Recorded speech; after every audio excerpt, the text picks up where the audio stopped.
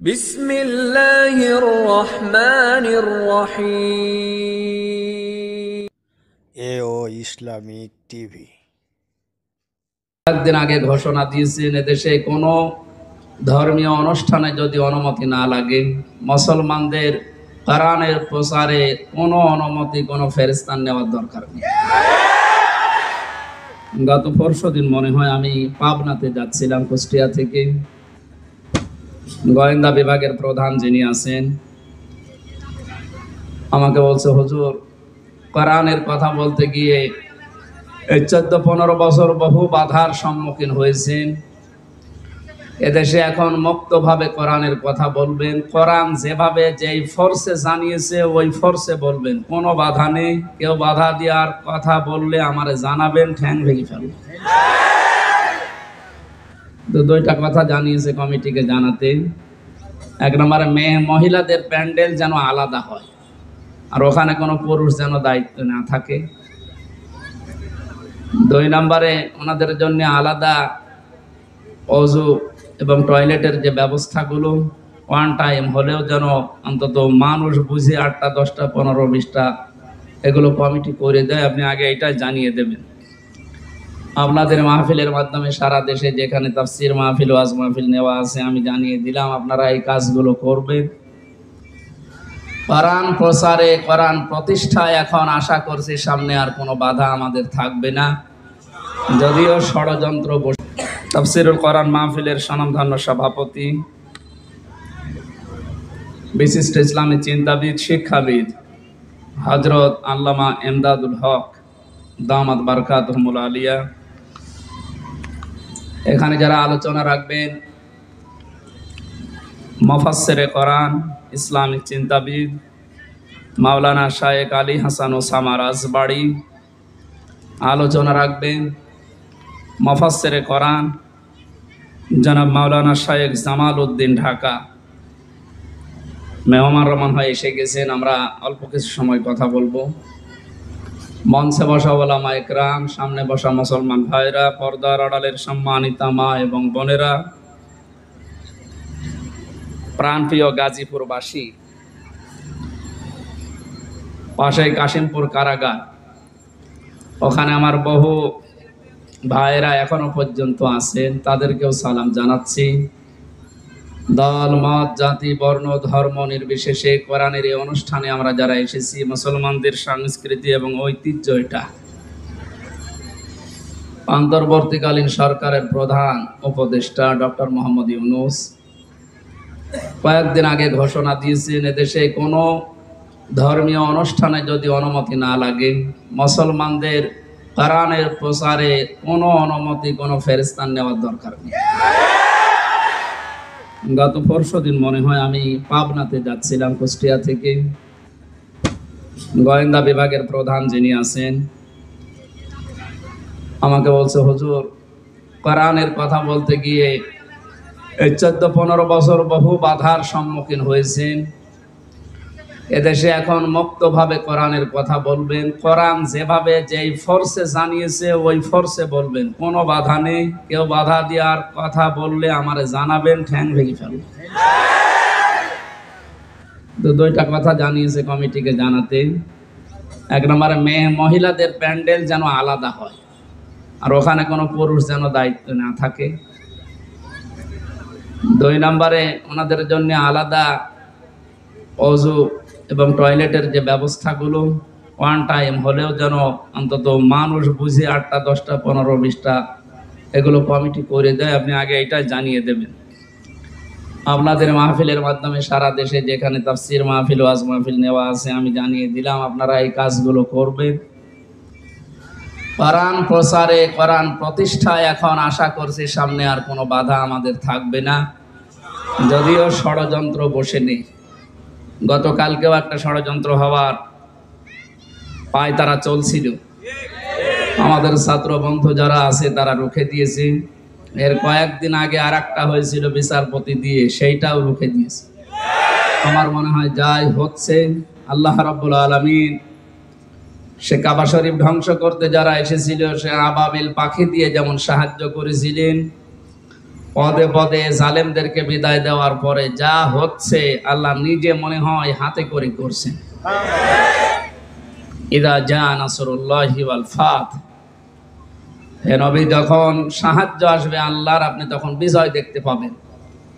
আল্লাহর এই সাহায্য ছাড়া আমাদের এই বিজয় আমার যেটা মনে হয় সম্ভব না। বিজয়ের ঘোষণা দেওয়ার পরে আল্লাহর আয়াত ছিল ওয়ারাইতান নাসা ইয়াদখুলুনা ফি দীনিল্লাহি আফওয়াজা। সাহায্য আসবে, আপনি বিজয় দেখতে পাবেন। শুধু এতটুকুই না, বিজয় যখন আসবে আপনাদের, আপনি দলে দলে পালে পালে ইসলামে মানুষ প্রবেশ করছে, এই দৃশ্য দেখতে পাবেন। আমার তো মনে হচ্ছে যে দৃশ্য আরম্ভ হয়েছে এই 18-20 দিনে। আর কোরআনে কারিম প্রতিষ্ঠার জন্য যারা একামতে দিনের দায়িত্ব পালন করছে বা করবে সামনে, অগ্রণী ভূমিকা যারা পালন করছে ময়দানে, এনাদের যে অ্যাক্টিভিটিস বা ইখলাস, যে শ্রম তারা দিয়ে যাচ্ছে মানবতার জন্য, বিশেষ করে জামাত ইসলামী বাংলাদেশের শ্রদ্ধাভাজন আমির ডক্টর শফিকুর রহমানের এ বৃদ্ধ যুবক না, এই বয়সে যে শ্রম দিচ্ছে। আমরা যে সময় কোরআনের কথা বলার জন্য, শোনার জন্য বসছি, এই সময়ে বাংলাদেশে আমাদের প্রতিবেশী নামে কলঙ্ক যারা, তাদের আগ্রাসনের কারণে প্রায় 12-13টা জেলা এখন পানির নিচে। উনি যেভাবে কাজ চালিয়ে যাচ্ছে, প্রতিদিন প্রতিনিয়ত নতুন নতুন বিষয়, এ বাংলাদেশ তার কাছ থেকে আমার মনে হয় কিছু শিখতেছে। এই অবস্থায় ঐক্যের ডাক দিয়ে 75টার উপরে শুধু ইসলাম নিয়ে যারা দল করে, রাজনীতি করে এই দেশে, তাদেরকে সব এক জায়গায় করার চেষ্টায় আছে এবং সফলও হচ্ছে। এই কঠিন মুহূর্তে এখনো পর্যন্ত যদি ছোটখাটো বিষয়গুলো আমাদের ভেতর থেকে অহংকার, হিংসা, তাকাব্বুরি এবং মনের ভেতরে যে কালিমাগুলো আছে দূর করতে না পারি, আবার কোন সালেম এসে যদি চেপে বসে, ও পাথর সরানো কিন্তু কিয়ামত হয়ে যাবে। একটা উদাহরণ পড়ছিলাম, একটা হোস্টেলে 100 জন ছাত্র থাকে। প্রতিদিন তাদেরকে নাস্তায় সিঙ্গাড়া দেওয়া হয়। সিঙ্গাড়া নাম শোনেননি? 20 জন এসে নালিশ দিয়েছে হোস্টেল সুপার যিনি আছে তার কাছে, যে আমরা এই সিঙ্গাড়া আর খাবো না, আমরা অন্য কিছু চাই নাস্তায়। উনি চিন্তা করলেন একবারও তো হুট করে বন্ধ করা যায় না। সবাইকে ডাক দিয়ে বললেন, যে যা খেতে চাও কাগজে লিখে দাও। একবারেই 20 জন হাত তুলেছে যে আমরা সিঙ্গাড়া খাবো না। সিঙ্গাড়া খাবো না বলে যারা আদেশ দিচ্ছে বা আহ্বান জানাচ্ছে, এদের সংখ্যা মাত্র 20 জন। কয়জন এখনো বাকি আছে বলেন? এর ভেতরে হয়তো 16 জন লিখে দিয়েছে যে আমরা রোল চাই। 15 জন লিখে দিয়েছে হয়তো যে পাউরুটি কলা চাই। এভাবে দেখতে দেখতে শেষ পর্যন্ত দেখা গেল যে 20-এর উপরে আর পার হচ্ছে না। 20-এর বাইরে যারা ছিল তারা কি সংখ্যায় কম না বেশি? কত বেশি বলেন তো? 4 ভাগ। কত বেশি? এরপরেও কারোরটা পাস হয়নি, হয়েছে কারটা? ওই 20 জনেরটা। এই জন্য আমাদের অবস্থান সামনে কিন্তু এরকম আসতেছে। আমরা নিজেদের ভেতরে কাদা ছড়াছড়ি করে ভুল বুঝে এতদিন যা করেছি, কিন্তু আমরা একা করেছি তা না, আমাদেরকে করানো হয়েছে। আমি গোয়েন্দা বিভাগদের কাছ থেকে বহু তথ্য পেয়েছি এই 3 বছর জেলে থাকার কারণে। ওখানে তো সব রাজা, মহারাজা, মহারথী ওখানে আছে। ওনারা জানিয়েছে যে ইসলামকে এ দেশে যেন দাঁড় করাতে না পারে, সেই জন্যে ছোটখাটো বিষয় নিয়ে মানুষের ভেতরে মতভেদ তৈরি করার জন্য জেনারেল মানুষগুলো যা করে করুক, হুজুর ছাড়া, টুপিওয়ালা ছাড়া এরা যেন এক জায়গায় হতে না পারে। যদিও সংখ্যায় এরা একেবারে কম না। কম নাকি? আমার মনে হয় এদেশে আমরা যারা শুধু টুপি মাথায় দেয় আর কারো লাগার কথা না, শুধু টুপিওয়ালা মানুষগুলো যদি এক হয়ে যায় আর ওদের ষড়যন্ত্র যদি কাজে না লাগে, দায়িত্বে যিনি ছিলেন এতদিন 41 টার্গেট দিয়েছিলেন, অতদিন লাগবে না, 41 ঘন্টায় দেশে ইসলাম দাঁড় হয়ে যাবে ইনশাআল্লাহ। দিন যেভাবে যাচ্ছে এবং বিভিন্ন জেনারেল মানুষগুলো, এমনকি আজকে 3 জন হিন্দুকে দেখলাম, তারা ডাক্তার শফিকুর রহমানের হাতে হাত দিয়ে ইসলামী আন্দোলন করবে, জামাত ইসলামী বাংলাদেশে ওরা অলরেডি যোগ দিয়েছে। মূর্খ মানুষ না তারা, প্রত্যেকেই শিক্ষিত, সবগুলো বিশ্ববিদ্যালয় থেকে অনার্স মাস্টার্স করা। তারা বুঝতেছে যে এই জামানা যা শুরু হয়েছে, 15 বছর যা দেখলাম, মানবতার ফেরিওয়ালা বিভিন্ন মানুষের নামে আমরা শুধু শুনেছি, বাস্তবে তাদেরকে দেখি নাই, যেটা এখন দেখতে পাচ্ছি ডাক্তার শফিকুর রহমানের ভেতরে। এই যে পাশেই কারাগার, আমি ছিলাম এখানে 3টা বছর। ডাক্তার শফিকুর রহমান সাহেব 4 তলায় ছিলেন, আমরা ছিলাম, উনি 2 তলায় ছিলেন, আমরা ছিলাম 4 তলায়। ডক্টর সাথে 4 দিন ছিলাম। যে ব্যবহার আমি পেয়েছিলাম, ওনার যে আচরণ, ওনার যে আমল, ওনার যে অবস্থান, ওনার ইমানের আমলের, আমরা হাজারো আলেম ছিলাই, ওই পর্যায়ে আমরা এই জেনারেল মানুষের কাছে হেরে গেছি। ওনার এক একটা সেজদায় কেটে যেত 45 মিনিটে 1 ঘন্টা করি, আর 1 ঘন্টায় আমাদের 10 রাকাত নামাজ হয়ে যায়। আমার যতটুকু বিশ্বাস আমার মনের, আমার ইমানের, এই অ্যাক্টিভিটিস এবং ইখলাসের কারণে আল্লাহ রাব্বুল আলামিন দলে দলে পালে পালে মানুষদেরকে ইসলামী আজ প্রবেশ করাচ্ছে। এটা যেন অব্যাহত থাকে। 5 তারিখের আগ পর্যন্ত মাত্র 20 ভাগ মানুষ চাইতো যে দেশে ইসলাম কায়েম হোক। এই 18-19 দিনের ব্যবধানে এখন প্রায় 35 ভাগের উপরে মানুষ অলরেডি চাচ্ছে যে দেশে ইসলাম দিয়ে, কোরআন দিয়ে দেশটা চলুক। আমরা তো দেখলাম এই 53 বছর, যদিও আমরা 33 বছর, আমার মুরব্বী যে বসে আছে, এই সমস্ত মানুষগুলো তো দেখেছে যে বাবা চালিয়েছে যে কেমন লাগে, না দেখে নাই?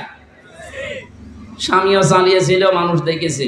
চাচা চালিয়েছে, জোর করে হোক আর যেভাবে হোক, তাও মানুষ দেখেছে। বউ চালাইলো, দেখলাম, অন্তত আমি দেখেছি। ভাবিও চালিয়েছিল, দেখেছিলাম।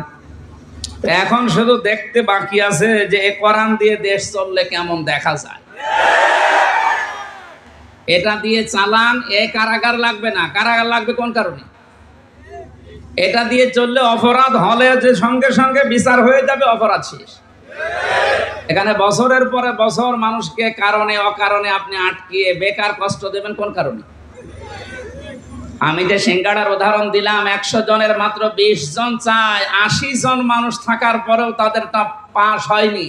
এই কারণেই বাংলাদেশের মুসলমানগুলো আজ আমরা যদি এক হতে পারতাম, 3 বছরে যে নির্যাতন, জুলুম, অত্যাচার শিকার আমরা হলাম, বিশেষ করে আলেমেরা, 76 জন আলেম আমরা এক জায়গায় ছিলাম, হেফাজত ইসলাম বাংলাদেশ সহ, চরমনায়ের কিছু মরিদ ভাই সহ আমরা। একজন হিন্দু ছিলেন জেলা, এই লোকটা আমার সামনে একটা মুসলমানকে, দাড়িওয়ালা মানুষকে, একটু মনে হয় কমান্ড মানে নাই, এই জন্যে লোক দিয়ে যেভাবে পিটিয়েছে, ওই সময় মনে মনে হচ্ছিল যে এদেশে 96 ভাগ মুসলমান আর মাত্র 4 ভাগ ওরা। আর কিভাবে পেটটা কোনো খুব বেশি বড় জিনিস না, পানি ছিল না, একদিন একটু হইচই হচ্ছিল, ওই বাইরে যেতে নিষেধ করেছে, উনি একটু গিয়েছে। প্রত্যেকটা এরিয়া তো ভাগ ভাগ করা আছে, একটু বের হয়েছিল রাস্তায়, যেভাবে মারধর করলো, নিচতলায় নিয়ে আটক করে, আবার এই যে ডান্ডা বেড়ি দিয়ে, মানে সহ্যের বাইরে। এই অবস্থা তৈরি হয়েছিল শুধু আমাদের এই মতানৈক্যের কারণে। আল্লাহ রাব্বুল আলামিন ওই দৃশ্য যেন আর কোনোদিন আমাদের দেশের সামনে নিয়ে না আসে। আমরা যেন দেখতে পাই যে আল্লাহর এই কালাম দিয়ে আমাদের এই 56,000 বর্গ মাইল চলছে। আশপাশে যারা শত্রুতা করার, ষড়যন্ত্র করার দুঃসাহস দেখাচ্ছিল, ডক্টর মোহাম্মদ ইউনূসের এক ধমকে অনেকেই থেমে গেছে, কিন্তু তারা গোপনে চালাচ্ছে। তাদের তো পেছনে ভয় আছে 7 সিস্টার, যদি একবার ভেঙে যায়। ওরা যেমন বাংলাদেশ পাকিস্তান থেকে ভাগ করেছিল, এখন পাকিস্তান আর বাংলাদেশ মিলে ভারতকে টুকরা টুকরা করে ছাড়বে। শুরু হয়ে গেছে। আমাদের যেমন ছাত্ররা বিষয় এনে দিয়েছে, পাকিস্তানও মনে হয় কয়েকদিন পরে চলে আসবে ইনশাল্লাহ। এরপরেই দেখবেন ভারতেও শুরু হয়ে গেছে। কোরআনের কথা শুনতে এসেছি, আমরা তাফসীর আকারে কথা বলবো। ওখানে লেখা আছে তাই যে আল্লাহ আমাদেরকে কঠিন মুহূর্ত চলছে, যেহেতু বাংলাদেশে কত মানুষ পানির নিচে, কত মানুষ বিনা কারণে অকারণে এই জেলখানায় পচতেছে। আল্লাহ রাব্বুল আলামিন এই সময় আমাদেরকে কোরআনের কথা শোনার জন্য নিয়ে আসলে আমরা খুশি এবং আনন্দ চিত্তে বলছি আলহামদুলিল্লাহ। আল্লাহ পাক বলেন তাহা মা আনজালনা আলাইকাল কুরআনা লিতাশকা। হে নবী, এ কোরআন আমি আপনাকে এই জন্য দেইনি যে আপনি মার খাবেন। এ কোরআন এই জন্য দেয়নি যে অন্য দেশের মানুষ আপনাকে পানি দিয়ে ডুবিয়ে মেরে ফেলবে না। লিতাশকার ব্যাখ্যায় আধুনিক ভাবে যদি বলা যায়, দুঃখ কষ্ট সহ্য করার জন্য ও হুমকি ধমকি খাওয়ার জন্য কোরআন আমি দেইনি। কোরআন দিয়েছি আপনি সবার উপরে থাকবেন। নবীজিকে যতগুলো নাম দিয়ে আল্লাহ ডাক দিয়েছিলেন তার ভেতরে 2 নম্বরের নাম হচ্ছে তহা। ওনাকে আল্লাহ ডাক দিয়েছেন প্রথমে ইয়াসিন বলে। কি বলে বলেন তো? বলেন বলেন। তাফসীরে কাবীরে আল্লাহ পাক মুফাসসির যারা ইয়াসিন শব্দের তাফসীর করতে গিয়ে তারা দিয়েছেন ইয়া মানে হে, সিন মানে সাজ্জেদ। সাজ্জেদের ব্যাখ্যা করতে গিয়ে আল্লামা ফখরুদ্দীন রাজি রাহমাতুল্লাহ আলাইহি উনি 5টা বিষয় সামনে নিয়ে এসেছেন। মুফাসসির বলেন সিন মানে আল্লাহ বুঝিয়েছেন সাজ্জেদুল আলামিন, সিন মানে সাজ্জেদুল বাশার, সিন মানে সাজ্জেদুল কাউনাইন, সিন মানে সাজ্জেদুল আম্বিয়া, সিন মানে সাজ্জেদুল মুরসালিন। প্রতিটি